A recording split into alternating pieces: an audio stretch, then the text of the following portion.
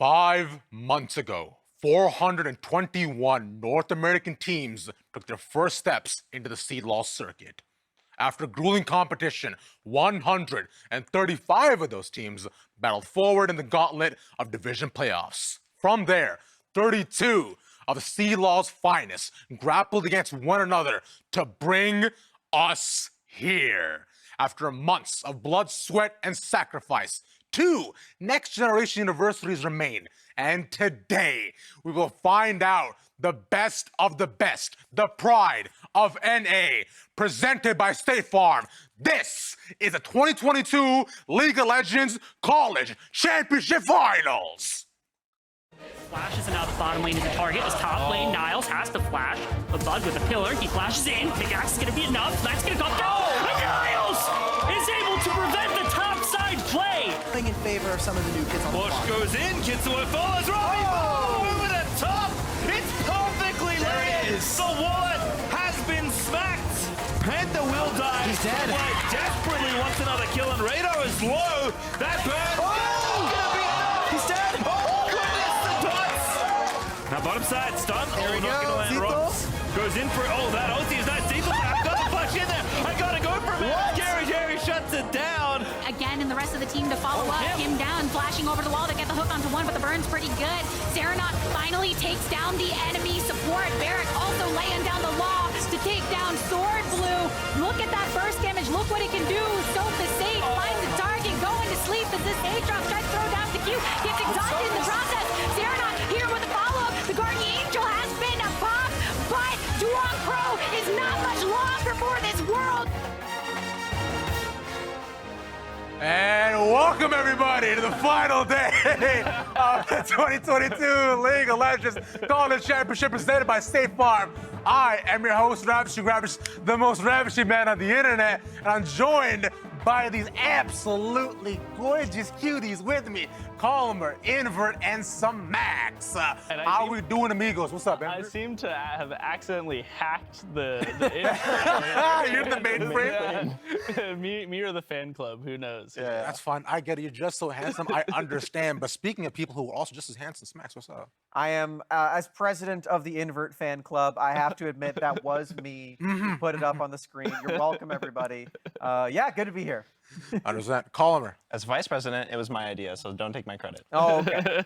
Well, you know what? As a longing hopeful, I hope to join them one day. But for one last time, I want to look at the bracket and get a little refresher of how we found ourselves here. Beginning of the bracket, we talked about new bloods versus blue bloods, and right now we only got new bloods left. We are going to have a new national championship this year. Yeah, and I want to speak to the series yesterday because even though the score may look a little one-sided, these matches in the semifinals were incredibly close. I thought Converse and Maryville made for a very competitive series.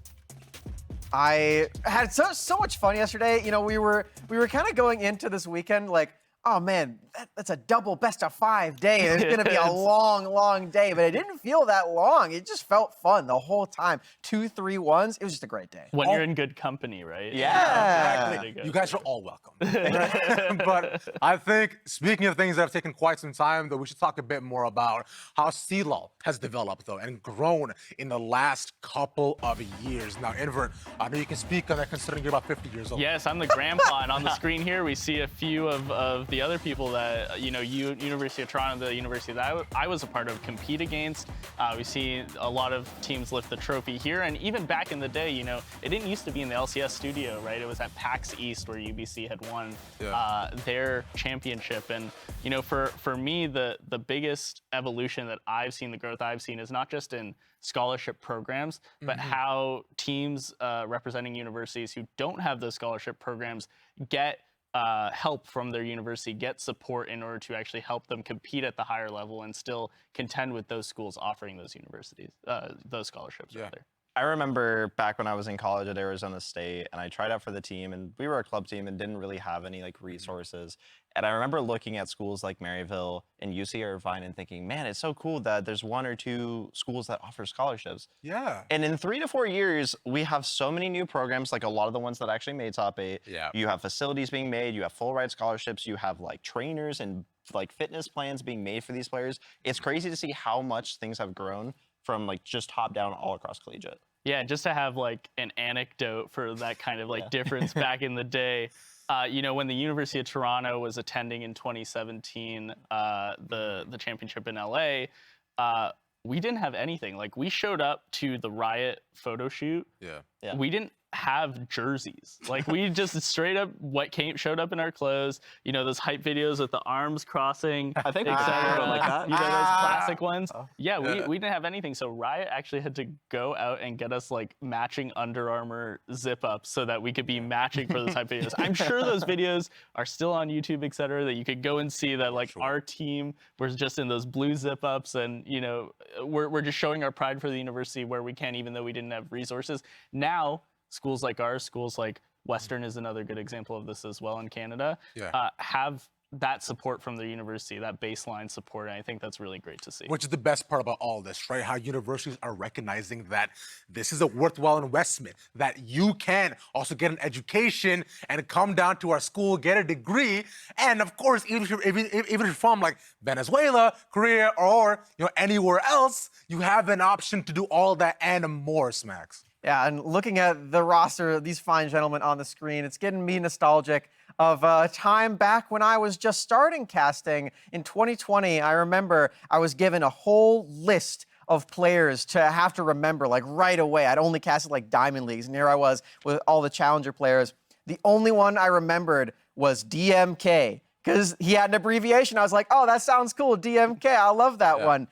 And here we are now. He's in the finals, and I'm abbreviation. on the desperate. Yeah, I mean, yeah. he dropped the K, but he's still here. Exactly. And that's the best part about all this, right? Because considering how these teams have grown, these colleges have grown, and now with all the resources as well, that I'm very happy that first-year programs like Bay State and now also UST, in fact, who started their entire LeTigress program up this year, can make it this far. It's crazy to see the turnaround that you can go from making a program in the first year, kind of getting through the struggles. Both these teams, second-year programs, first real year making that push, and they're in the finals of the biggest collegiate tournament in the country. I think that's really crazy.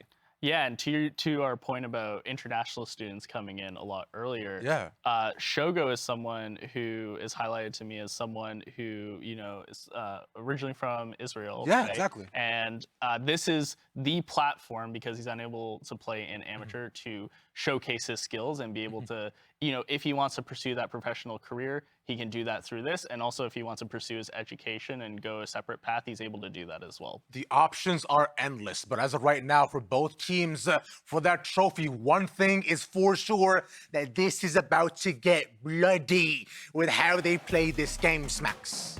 The team fights have just been amazing from them, and the evolution of it as well, because going into this year, we were really excited about Bay State because they had so much individual prowess in their own individual lanes and their own individual skill. It feels like that has really culminated in them all coming together and being a really fearful unit as 5 guys. The growth of these teams in terms of their team fighting has been remarkable just through the course of these series. Indeed. Yeah, and I think like the AD carry matchup is something to highlight for that, and the top lane matchup, where these guys really go in and out. They're able to understand their positioning really well and understand the resources of the enemy team and play off both those things. I mean, that's how, if you look at yesterday, that Shogo miracle play happened, right? He knows he has exhaust. He knows Niles didn't have ultimate in that team fight with the Kennen, and he was able to get a quadra kill off that. That's the best part about all this too. I believe Bay State is quoted in saying that it does not matter if they're 5K gold up or 10K gold down. They do want to fight. And 2 specific players that you pointed out at the beginning here, Invert, is that top lane matchup who do nothing but fight, being Porsche and Bejjaniii. Yeah, they got 8 solo kills in there for Bejjaniii. And he was doing that with blind picks as well across the entire Converse series.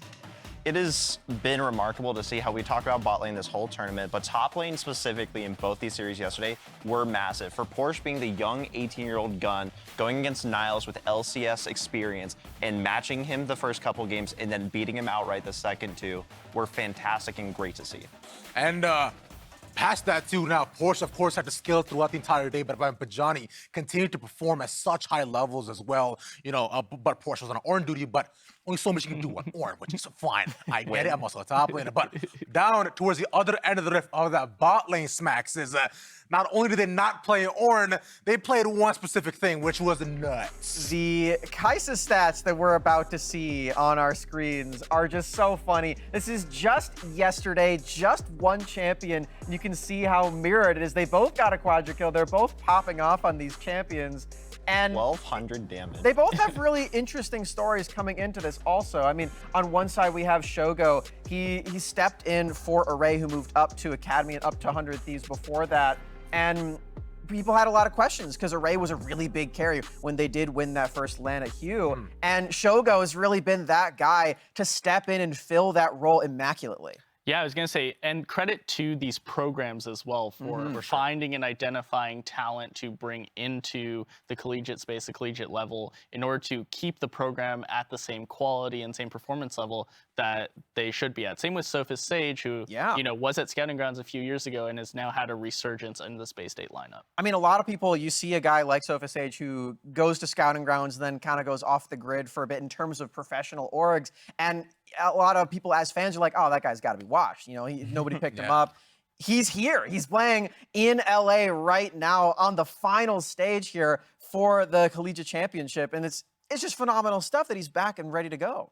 I think it's a bit of a storybook ending because we've been talking about these bot laners and these 2v2 bot lane this whole tournament. From beginning onset, we said everyone pay attention to the bot lane specifically for most of these teams. I think going into this event, Shogo was probably hyped as the best AD carry overall, and then SophistSage would probably be top 2, top 3. So I think it's very storybook that these are the last 2 left. Based on the points on both these bot laners as well, I know in terms of base state, right, the entire team really just sings Sophist praises. They all love him and they all want him to actually have a lot more chances. I believe his support was quoted in saying that he wants Sophist to like play against the best of the best, so like double lift. Or, you know, in this case, Shogo, which that does work out. And Shogo on this end as well too. His addition, like you were mentioning before, Smacks, with Array too, how the team integrated him in so well, and the flexibility that was created with his play styles on his own is a testament to the coaches and the team behind both these.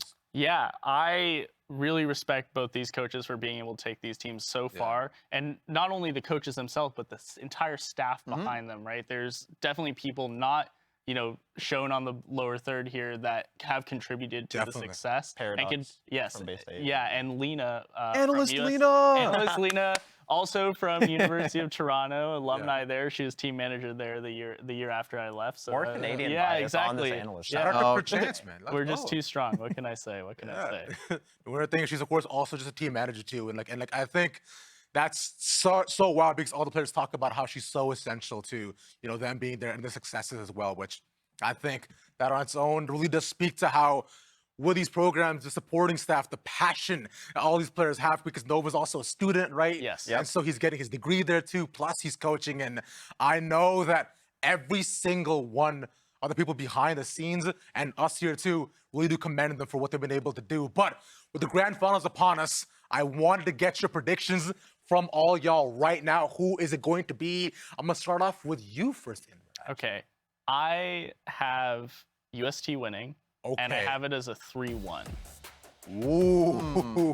Oh, we got everybody up there. Look at that. All right, we're all up. That's a lot of UST up there. Holy moly. Guys, it looks like the Bulldogs are the underdogs today. I guess. Oh, nice fun, man. I think we maybe leave those to Ravish. Yeah.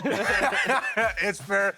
I do like that not a single person has to go in the first 5 full games. And I think like all 4 of us being just complete 3-0s. But, Kitzuo did a quote saying that I respect them a lot. It's going to be a 3-1. Yeah, that's very nice, subtle ego to that. Yeah. No, I really want to stress, though, in this prediction that similar to yesterday's games, I do think it will be a competitive 3-1. It's not something that a team will clearly outclass another team. I think Bay State's laners have shown to be incredibly consistent in this tournament and actually able to not only generate their own leads, but carry games from those leads as well. For sure. As much as Bay State is not favored by the talent, I guess, they definitely can win this game and this entire series through adaptation. Yeah. We saw their ability to adapt, specifically against Jerry and Converse, super well yesterday. So I'd love to see how they adapt. They took the Ahri away. They took the Ezreal Exactly. away. Yeah. They found answers to the Ezreal as well. Definitely. Yeah. So I would love to see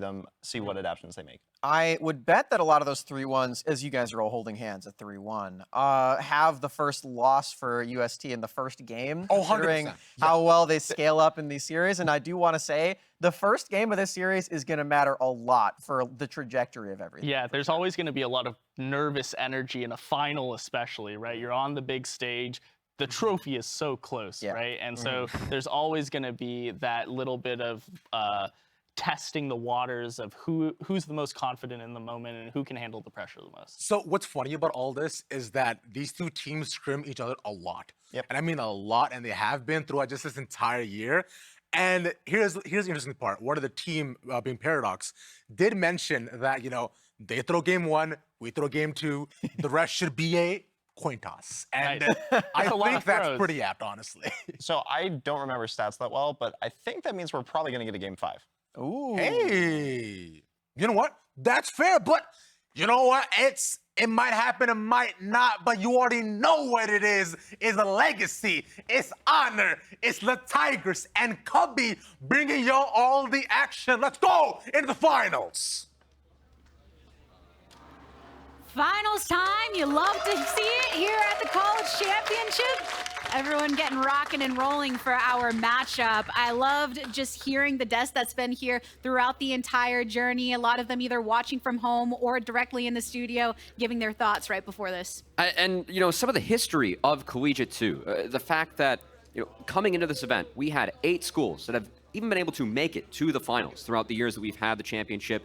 We've had 4 winners that were in this tournament, or the past 3 as well, all in this tournament. And who's left? None of the finalists, none of the winners. It's 2 new schools, 2 second-year programs trying to hoist that trophy and hoist that banner in our studio for the first time. It was such an interesting landscape even for just the semifinals, because those championship teams that you mentioned, Maryville being one of the most notable, really putting up a great series. At least for us, we were definitely enjoying it from up here in the booth. But the second semifinal in itself guaranteed that one of the teams in the finals would be a newer program that hasn't yet experienced a championship.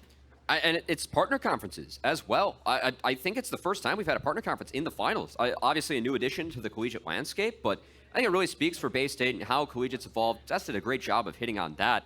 But I'm curious to see how these teams have now evolved, because we've seen them play in the top 8 throughout this entire season. We had so many schools competing, it just comes down to 2. And both of these schools, the fact that they get the opportunity to try and hoist that trophy, hoist that banner. I know it's an honor for everyone. There's been a lot of respect, not even trash talk going on between these 2 teams. And they get along really well. There's some ex-teammates across the board too. So I think the respect they're paying for each other really hypes me up for this final. The fact they might be more familiar with one another, it leads me to believe that maybe they've been hiding something from the other team all year. Maybe they know the adaptations they have to make given some past experience. Could be fun. Well, even when looking back at some of the series yesterday, looking over on Twitter, coaches talking about this came down to preparation. We are really setting ourselves up for this series. And if they were taking the matchup with that kind of nuanced eyes, even in the semifinals, you got to imagine coming into the finals matchup that they spent some time cooking up something special. Oh yeah, so the UST guys are staying like same place that I am for this week, and they took a long time to talk about draft. They knew how much this opportunity meant for them. I know talking with Shogo as well. Again, the fact that this is the highest level of competition that Shogo can play in, he wants to, prove that he can be an academy spot, can utilize one of those import slots, that he is worth it, and he's had a great tournament so far. But I know holding that trophy at the end of the day would mean so much to him on this journey, and a lot of the prep, a lot of the stuff that UST has, they really have to be concerned about that bot lane, because SophistSage has been huge in this tournament as well. And the belief from both of the teams behind their bot laners, because I think depending on who you ask, they say, oh, we have the strongest bot laner in the entire college scene. And you go to the opposite side and hear the same exact sentiment. So a true head-to-head that we get to experience between the 2. It's fun too, because looking at the amateur space, the supports, Chookies and Swordblue, they're actually each on team pending. Chookies being the starter and Swordblue being the sub for that team. They're competing in amateur. They have their games tomorrow. I know UST is trying to get back in time because a lot of their team actually competes in that tournament. So again, talking about ex-teammates, some of the relationships between these 2 squads, nothing but respect We'll have to see how much respect is paid in the draft as we are getting ready for game 1. That's right. Bans already underway. Karma slewed off of the board by St. Thomas alongside the Tristana, with Senna still not going to make an appearance just yet. Lucian has also been a common throwaway for a lot of these teams. When you're over on that red side, you want to deny that as an early pick. Yeah, of course, we are still on patch 12.9 for this entire tournament, so not quite the durability patch. It's the same Lucian that we saw at MSI. If you're on red side, we expect that to be taken away from either of these teams. And hey, that bot lane focus early really being set up, but I know the top lane, something that the desk was really excited about. That Fiora ban, that is usually Bejjanii's answer into the Gwen. We saw it yesterday in their series, so UST could be setting up for that first pick Gwen. We'll see if Bay State takes it away here or removes something else like the Wukong. Whenever the Gwen has been up, Porsche does seem to have a liking in that direction. Kitzuo did have that chance, got the Rengar a couple times yesterday, which means Gangplank not being banned away leaves it open as the first pick. And in that series, Maryville versus UST, Gangplank was permabanned. In the Bay State series, Bejjanii's Gangplank was permabanned until that last game where Converse thought that was the adaptation they needed to push it to a game 5. They were wrong. But Gangplank goes over to Porsche. It's that first pick. As Bejjaniii and Dragonmin, they answer quickly. Aatrox, Wukong locked in for that top side. And that's the additional layer of benefit when you have a unique to a player pick like Rengar. Having to put that on the ban block because they don't want to deal with that strategy leaves an opening for something like a Gangplank to come through. The Wukong being so high priority, Bay State locking that in. This means that Kitzuo will be on the Lee Sin, who he did favor when he wasn't playing the Rengar. I gotta say, I think that we could see a lot of Lee Sin versus Wukong, as these are two fantastic Lee Sin players in Kitzuo and Dragonmin. Saw it for Dragonmin the last 3 games yesterday. I don't even think he died in the last game for Bay State. He was filthy on that Lee Sin, a champion that he has historically been known for. But speaking of champions that people are known for, RobbyBob has made a name for himself on these scaling mages. The best pick for him being that Viktor as he locks it in the mid lane. And because of that familiarity with Viktor or any of the mage matchups, then you know that you're not very likely to lock in something that he isn't very practiced in. So you must be wary of that if you're on Bay State side. They decide to put Seranok on the Zoe that has worked out for them in the past. It's a specialty pick for Seranok, and I think that mid lane is one of the areas where both of these teams really differ. RobbyBob loves the scalers. We've seen him have a lot of success on the Viktor, on the Corki, on the Veigar, whereas Seranok, he has been all about getting push, getting mid lane priority, and shifting that power into the other lanes of Bay State. This Zoe for him, historically, Viktor's a matchup that's pretty good into the Zoe. You scale really well. You can deal with Zoe later into the game, but Seranok Zoe, he has so much confidence in himself with this pick. Locking that in, this will enable Bay State to get a lot of push in the mid lane early to try and make those early plays. And some of that burst damage that he was able to issue in previous matchups just felt absolutely inescapable. Bay State talking about the rock that Seranok as a player is for this team, and you want to see that in the center of your comp as well by having him on something that is very comfortable. St. Thomas, they don't want any of that utility available from the Jhin. SophistSage having some expertise on that, and Ezreal being a pick for him as well. So many marksman and bot lane bans thrown. Gotta believe we could see a Kai'Sa emerge here.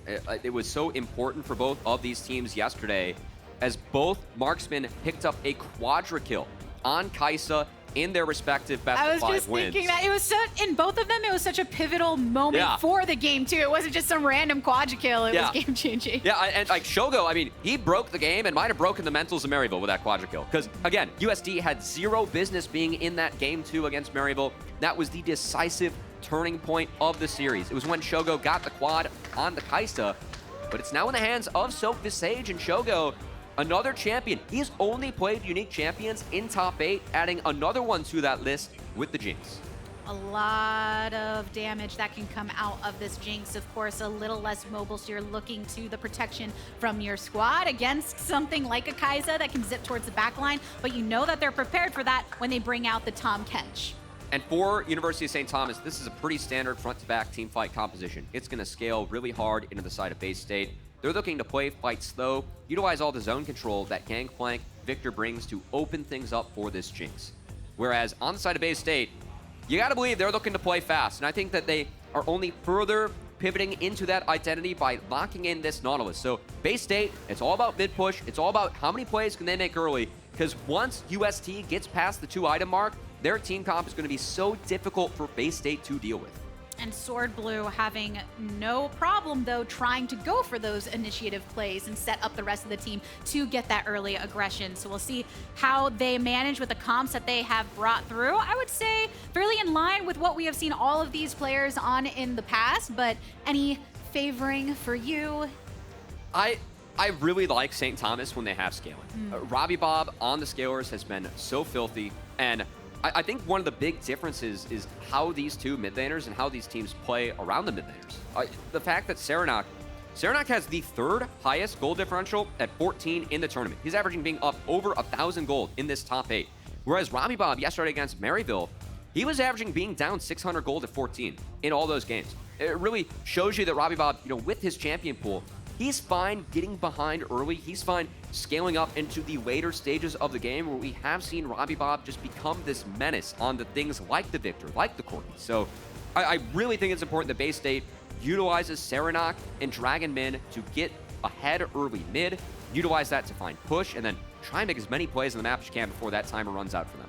Don't allow UST the chance to get their footing under them. They have proven they can come back in the past, and I'm sure would be willing to do so with a scaling comp. Bay State looking to make those plays, looking to set a statement here at the start of this series. It is the College Championship Finals here for 2022. A new championship team will be crowned by the end of the day. I'm excited to get into it.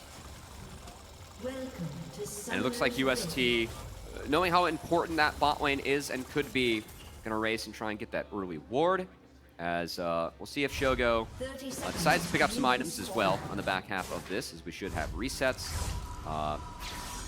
Maybe some nerfs coming out on the stage here, as you got both teams trying their best to get out on the rift and try and hit that. Oh, there we go. All right, scoreboard bug. Huge. We got the refresh. We got all the items. No nerfs. Everyone's good to go. Yeah, we're good.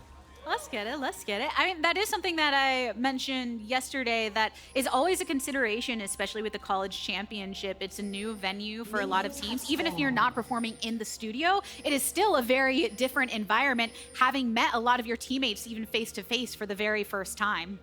And I know, of course, Bay State, unfortunately not in the studio, but Dragonmin was still so excited talking to him to play in these games before. So thankful that he has the chance to be on this big stage, play in finals.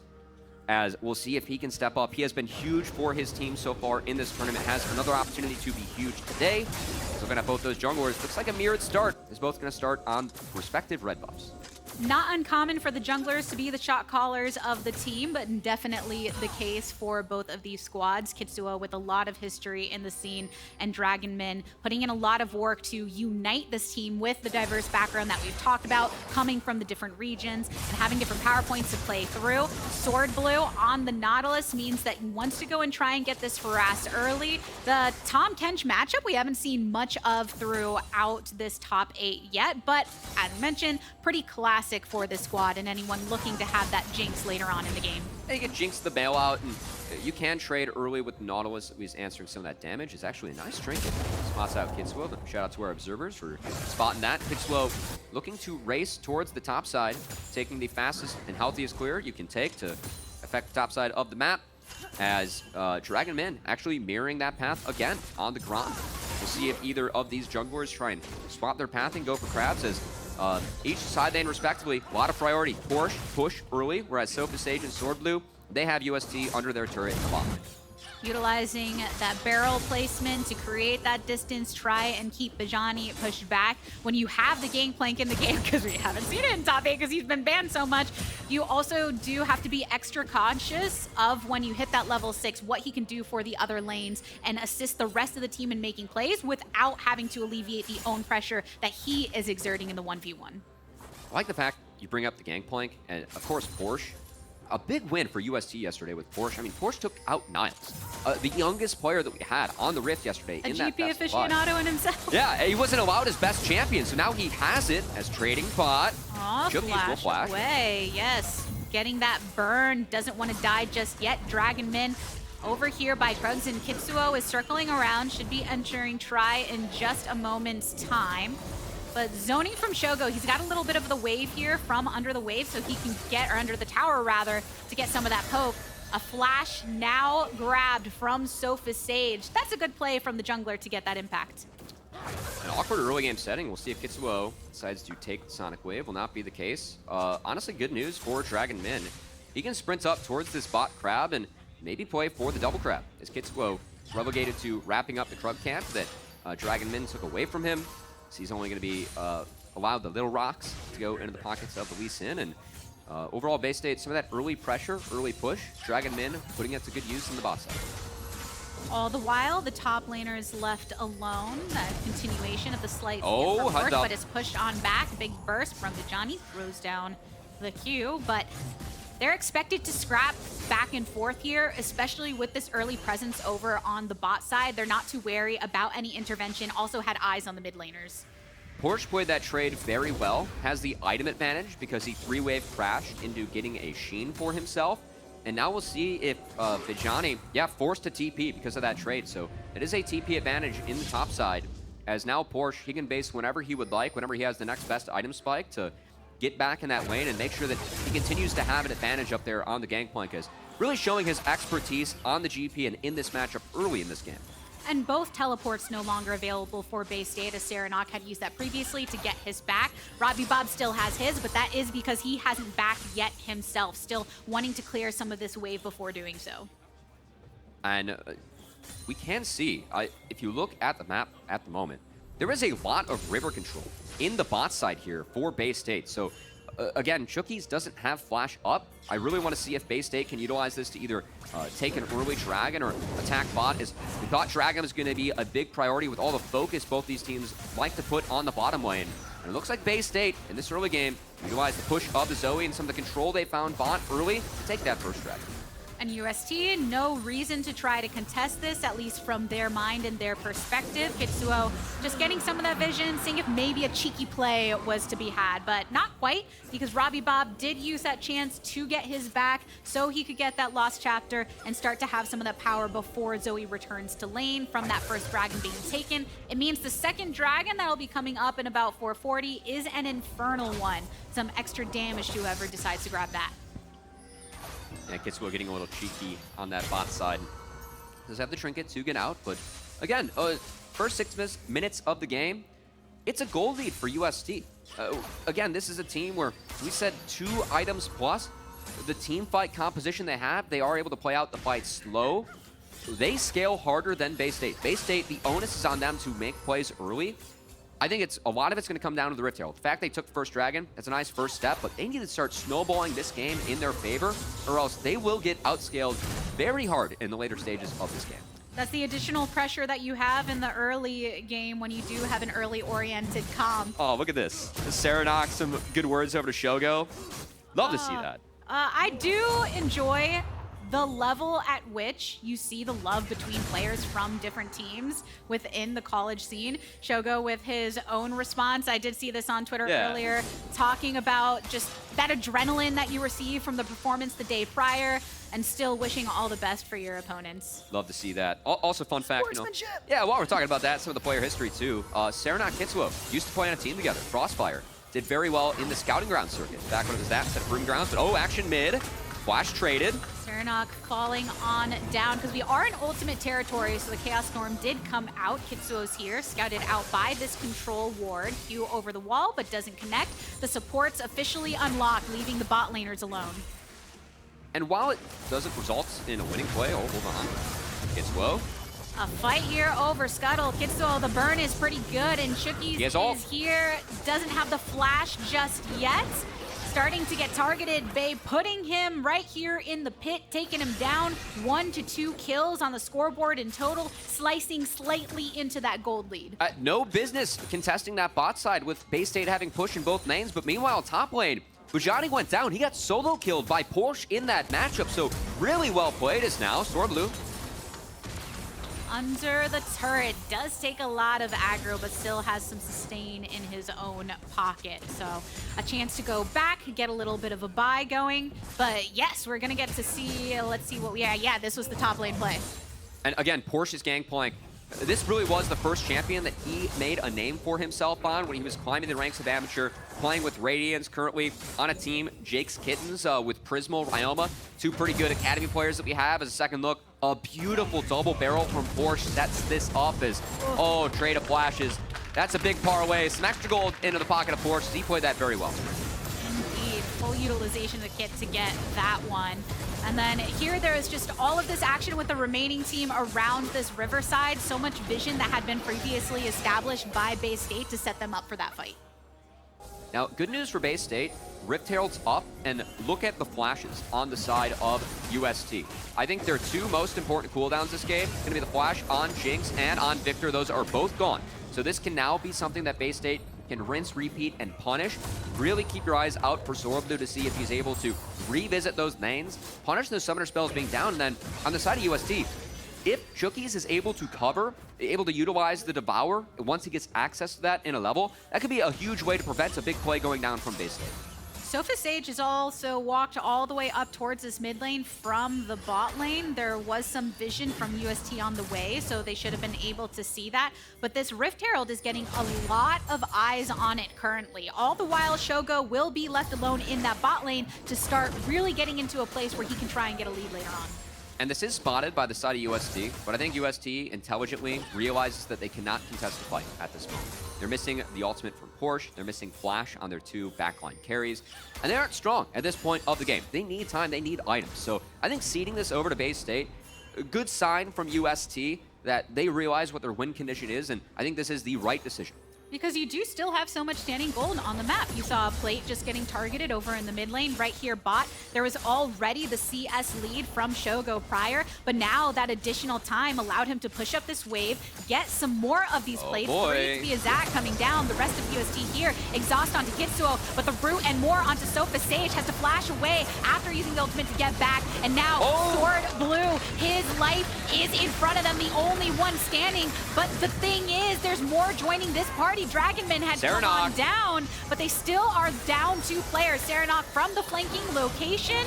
Can he get this finish off on Chookies? The cannon barrage here for the assistance. Board from the top lane, putting in that work, but Bejjaniii has already come down, have teleported to do so.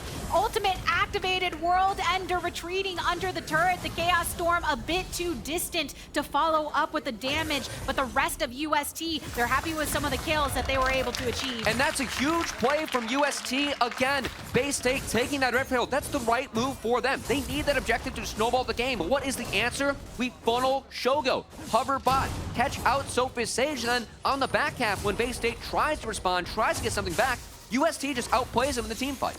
And even emphasizing some of those differences in that top lane, Bejjaniii having to teleport down to try and make an impact, where Porsche just got to throw out the ultimate. Gonna take a second look at how this one broke down. Again, while Rift Herald's going down, Shogo is being funneled. At this point, Shogo's up 25 CS in this lane. He even took his own Krugs on the bot side. He gets 2 plates for himself. And I love the rotation here from UST just to make sure that SophistSage cannot get this wave for free. He goes down, but then it's on the back half as UST plays that fight beautifully. We might not be done with the fights. So second Dragon now acquired by Bay State, but UST want to collapse to see if they can pick up some scraps in the fight. Flash away from Swordblue to avoid the Super Mega Death Rocket.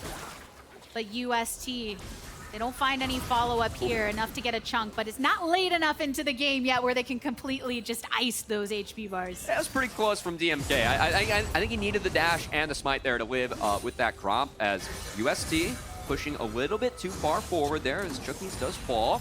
Another Dragon going over to Bay State will be nice, but the gold lead, the gold deficit for Bay State, again, we like UST's comp as the game goes on. And look at where they have that gold. It is a 1K gold lead on the Jinx. It is a 1.5K gold lead on the Gangplank as Porsche takes first brick before plates fall. A 4K gold lead for a GP, Viktor, Jinx. This is a tough game for Bay State. They need to make plays now. And when is UST even gonna let up on that? Yes, Bay State needs to make the plays, but SophistSage just had to back. Chookies is back with Shogo down here in the bot side to continue that pressure onto the turret. What Bay State's response is, hey, we did get that Rift Herald before. Let's try and target this mid turret since we know where at least two members of UST are. But in the end, it's just keeping up in the turrets right now. But luckily before that 14-minute mark and losing that opportunity for those plates.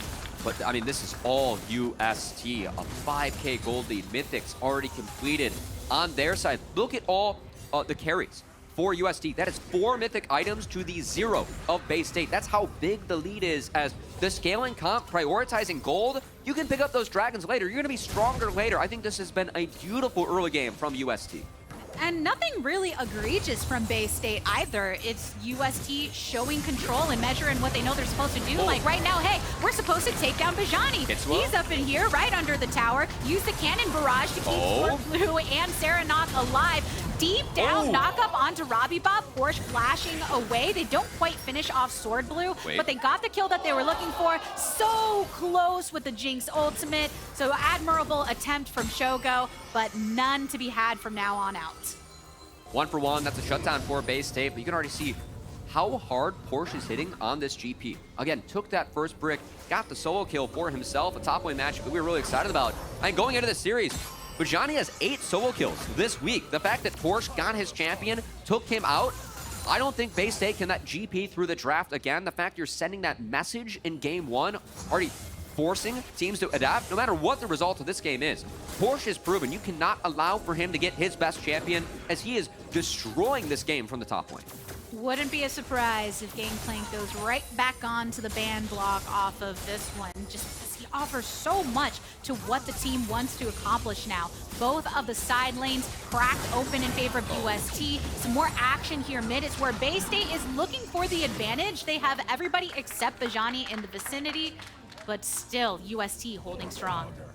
And a really nice cover there from Chookies. Again, when you have Jinx, Tahm, Kench, the way you want to play it, Jinx gets to walk up, and you always have that get out of jail free card. So a really nice Sleepy Trouble Bubble from Seranok does connect, but Chookies just there to save him, and UST, they get to reset. Now look to make a play. Kitzuo flash kick, SophistSage killer instinct away. Can't escape though. Swordblue dredge line to go back under the turret, but there is a wave coming through. Zap from Shogo for some of the slow, but it looks like they want to keep this pressure up. Seranok rotating down. Super Mega Death Rocket just to punch him a little bit harder. Bejjaniii is over in the riverside, can come up if need be, but there's not a position for UST to fully force down mid. All the while, RobbyBob has been getting a wave pushed up top, though. And I think that UST, it's time for them to reset. You have this massive 6K gold lead early in the game, but it's time to put that to use in the team fights, as Dragon is 50 seconds away from spawning. Bay State, it really feels like the only way they can win this game is if they got Hextech Soul. So denying that Dragon, I think, is really important for UST. They're strong enough to even do it now. So I'd like to see UST, again, taking that full reset, using the Hextech Gates to get back out on the Rift in time, start contest vision over this bot side river. And if they decide to go towards bot side with the 25 seconds on the clock before that Dragon spawns, Rift Herald is on top side for the taking. So the decision to be made by UST, whether they would want to contest that or go take an objective for themselves. This would be sole point for Bay State, but sometimes you can afford to give that over. Will be RobbyBob in the top side as he just got that Empower Teleport back up, whereas UST trying to get control, but here we go. All right, Cannon Barrage. There's also a teleport coming in from UST. Heavy damage onto Dragonmin, who goes way into the back, tries the Cyclone here. Swordblue zipped off by the Death Ray. Bejjaniii in pursuit, World Ender activated. They take down Porsche. It's 2 down for UST, but UST is still in pursuit. Seranok uses real flash to get out of this one. Kitzuo, can he find it? Doesn't connect with the Sonic Wave, so rejoins the rest of the team. Now they have the positioning priority around this Dragon and can deny the soul point. And honestly, for Bay State, they played that fight really well. They took Porsche out immediately in the fight before RobbyBob could join them. But that's just the strength of UST at the moment as we take a second look. This is a good engage. I think Swordblue landing multiple, or hitting out multiple people with the depth charge is good. They take out the most fed member in Porsche. Really good focus from Bay State, but it's just too much early in the game for UST as RobbyBob in the back half shreds everyone before he goes down, and no one is able to help Dragonmin get on Shogo.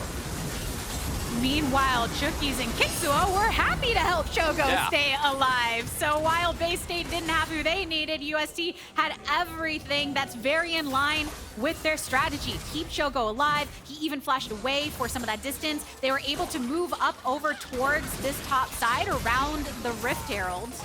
And that's one Viktor laser that just brought SophistSage to half health, as SophistSage still does not have that mythic item completed, whereas Shogo is sitting on 2 items at this point. And RobbyBob, who has been funneled that solo lane experience, is so bad as RobbyBob now. Sends to sleep. Just a lot of damage. Yeah, look at the way that damage comes through. As soon as you throw down that Chaos Storm, you can't stick around. So burning down. Swordblue a little bit dulled at his own blade. Kitzuo still going for it. Kicks away Seranok, who tries to get through here. Wants to return some kind of damage, but can't quite do so. 2 down for Bay State. Now UST have additional movement over the map. All the while, Porsche on that bot side takes down the inhibitor turret. It's just been all UST in this game 1, and the manner in which they've done it as well.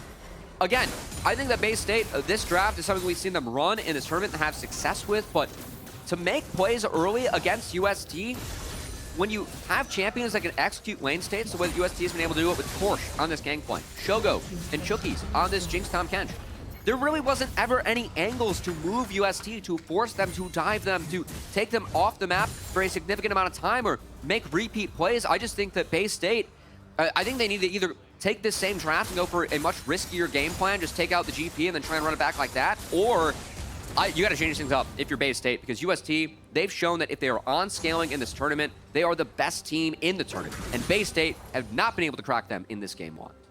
Never stepping past that line of scrimmage unless they had to, so Bay State just could not find those angles to get in. And yes, the reach that Gangplank has had across the entirety of that map has been such a nuisance for them. They had been targeting the mid lane prior, but weren't quite able to crack it open, which means that UST were able to do so first. You have that Rift Herald in the pocket for Bay State, and they could try and keep pressuring over on mid, but they have to worry about these side lanes, because you've got RobbyBob pushing over in the top. Porsche just got a pretty hefty wave pushing over towards bottom, and now he can come here to answer Bay State's play around mid. Will be at least an objective bounty going over to Bay State as they manage to take their first turret of the game. But you can see how scared they are to go any further as Dragonmin taking Raptors. That might be a bit of a reach. Porsche. Man, Dragonmin running right into a barrel. Porsche should be able to get it. Dragonmin goes down. UST picking off the jungler now. Before rotating over towards this Baron side, they can start to establish some of the warding. Anytime that objective is up, they are starting it, but there's a lot of Bay State in the area. I don't know if Bay State have a choice. Look at how UST have manipulated these sides. They pushed both sides all the way to the inhibitor turrets. So Bay State, they had to fix their waves. This means that UST gets that Baron with Smite off the map for free.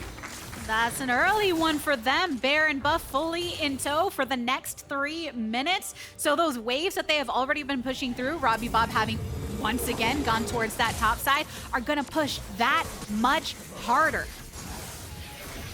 And Bay State, you can see they're grouping up on this bot side. It's desperation time, just trying to find any pick as someone can go to lane. Kai'Sa Nautilus, if Porsche doesn't hug the bottom wall here, they might be able to go for a play, but RobbyBob's hovering. He's not spotted. And Porsche, oh yeah, he's wiser to it. Really well done here by UST. If you don't have to protect Shogo and your Chookies, you can still hang around RobbyBob. And that's the nice thing about an unlocked Tahm Kench, is whoever is in the most vulnerable position, he can stick with them as they stand on top of the blast zone. Bay State knows what they're in for. Swordblue, the Gravity Field, zoning him off. Cannon Barrage doing the same exact thing. RobbyBob goes on board, and now Bejjaniii so low, tries to swing back in with some of his own heal. Still around it, but eventually falls. SophistSage now collapse upon a nice rockier triple kill from RobbyBob. Make that a double from Shogo. Make that an ace for the team. UST cannot be stopped in this game, Cubby. Bay State, they had to get desperate there, but when desperation doesn't work, That's when UST gets to put in some perspiration to wipe them off the rift, as that's going to be an inhibitor going down, and looks like game 1 in favor of UST. Making that sweaty slide a little too slippery for Bay State if they lose control of this series, because UST have chained themselves around it, coming up with a victory in game number 1. And that's a much better start for UST than yesterday. You think of that series against Maryville? It felt like they lost the first, 1.8 games, even though they tallied that win game 2. This was clean from UST. It felt like they were in control immediately in this game. Bay State were never able to get off the ground, never able to get running. And when that happens against Jinx, Viktor, Gangplank, your chances of winning are slim.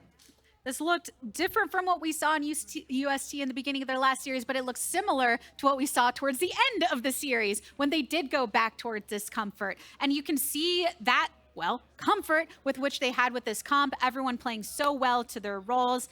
And now UST, they're just one step closer to that CLOL title. It'll be a first for either of these teams. Let's hear more on game number 1 from the analyst desk. Well, you could say neither the depths nor the flames could claim Porsche. Welcome back to the desk. Ember, you mentioned right at the beginning, if there's one thing you shouldn't do in League of Legends, what is that? Maybe the guy who is known in solo queue for having a very high-level Gangplank should not be getting Gangplank. Or if he is, that you have a very reasonable plan around it. Yeah. In this case, I do not think Bay State had a reasonable plan. I think Bejjanii's Aatrox in isolation did not do enough, and the team did not do enough to stop Porsche's Gangplank, which went on a tear this game. This guy got so many plates top. This guy just got ahead for himself. He's literally just chaining barrels for fun. He could have had a montage made out of it. And you look at this draft and you see like how good the late game is for all of the champions on their team. And you see also that it didn't even get to the late game because they were already like so comfortable on these champions. I think a lot of that is because of Porsche. And just like you said, all those turrets just like kept falling so fast.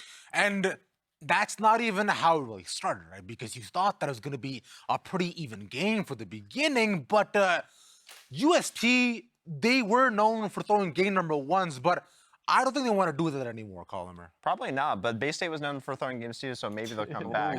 I think the interesting thing as we go into replays is that with that massive of a gold lead, you would imagine, oh, Bay State fumbled a dive, they got ace level 1, but that really didn't happen at all in this game. And for these replays also, we are seeing a lot of these for the first time fully because, well, as replays I should say, because most of these were just interrupted by more fights afterward. Yeah. There was no time. We did say this would be bloody. Oh yeah, it definitely was. I mean, you said it's going to be bloody. I said it's going to be just an absolute bloodbath, wasn't it? Yeah. You just love your accents. What was that one? That's right, innit? Whatever you want, I want to go ahead and move on. But here you see like the impact of the GPLT, the global advantage there. Bay State is still starting these fights because they know that's the only way with the Kai'Sa Nautilus that they're able to get back into the game. I think Dragonmin did a good job stalling the backline 3 so that Porsche could actually be taken out, but it was just too little too late. I think the CS difference in terms of the laners of UST farming incredibly well. RobbyBob on 10 CS per minute, Shogo on 10 CS per minute, and then they're getting plates at the same time. I think the gold lead is insurmountable at that point. The late game carries are getting their items way quicker than intended. You raise a fantastic point because as you went on, at a 15-minute point break in the game, the goal lead and everything about it was truly insurmountable. It was around 6K. I can't see necessarily. Let me squint my eyes. I believe it was around 6K, and all of that was CS plates and just giving over the first couple dragons and just to get that gold advantage. And I think a lot of that comes down to, if you had to talk about Porsche's best champion, GP. You have to talk about RobbyBob's best champion, Viktor. You talk about Shogo's best champion, main character syndrome like we were talking about earlier, Jinx from Arcane. So. And Viktor from Arcane. And Viktor, yeah. But Jinx is the main character. And Gangplank from Village Water. But yeah. I think From Ruin King. From Ruin King. For a game 1, it makes a lot of sense that both teams wanted to stick to comfort, including other side with the Seranok Zoe and whatnot. Yeah. I think Bay State, gameplay-wise, needs to execute better if you're going to pick things like you were talking about with the Aatrox, where you have a really small window early to kind of impact that lane. Otherwise, you kind of just get destroyed, especially by people who are very comfortable on their champions. I mean, touching on impacting lanes too. I mean, Kitzuo, who's playing Lee Sin from TFT, did a really good job. Like, those mid-game fights were super, super good. And somebody does need to set up for all of that damage when you're playing these late-game characters. And that was Kitzuo. It was a really good game from him. And, I mean, we saw Lee Sin be very good for DMK Dragonmin yesterday also. Maybe this is just the best jungler in the game. I know, Invert, you'd be pretty sad about that because you're a Viego fan. Well, I mean, we're still not seeing that champ around. Perhaps across the rest of the series, we see it as an answer into Lee Sin, etc. If I am Bay State, I just take this game and move on. We just say, like, hey, we gave them what they wanted. They showed they're going to execute on it. Now let's start peeling back the layers a little bit and say, like, okay, you're not going to get your Gangplank. You're not going to get your Viktor. How are you going to, you're not going to get your Rengar Ivern still, right? How can we prepare for the bans we've already set up and countering those things immediately? I think there does have to be a balance, though, between wanting to not let the enemy play their game, but not straying away too much what you want to do and what you want to play around. We've talked about how Seranok and SophistSage especially have done such a great job this series when they get their comfort champions. You don't want to throw them on champions that they're not very comfortable on just for the sake of, oh, we want to throw UST off their game plan. So the question is, though, to all of you, is it just a matter of comfort? Is it just a matter of making sure that you are on something you can perform on? Or do they need to go above and beyond going into game number 2 here? I don't know, LCS coach. How about you tell us? Well, like I said, I think the key thing to note is the plate advantage and the laning advantage. A lot of that is always going to be how the jungle impacts those lanes, lets your laners get resets off to buy better items and be better in fights. I mean, even in that game, we saw Dragonmin, you know, do Krugs instead of get a potential bot dive off into a 1 HP Tahm Kench, right? Definitely tragic, but something where you definitely need to be focusing on helping your laners get ahead and then letting them help you afterwards. And identifying those specific windows. I'm thinking about the matchups that they played so far, right? You play against UCI, who is well known for getting advantages and fighting a lot. And then you end up in, you know, same thing with their semifinals matchup. But they haven't really faced a team where you've had to execute on those windows really hard. You've always been able to out-hands in the other matchups you've had. I really want to see them have a clear idea of, if we are picking this matchup, when do we need to affect these lanes in order to get an advantage and not let the enemy snowball too much. Because as of this point, as things are continuing, Bay State is on blue side, so they want to make sure that perhaps they can get some solid priority comfort picks, like you were mentioning, right? But is this all they need? Is the difference that it's going to make or not? I think one of the things that Bay State did yesterday was take the GP, right, as well. They were able to take the pick, capitalize on that.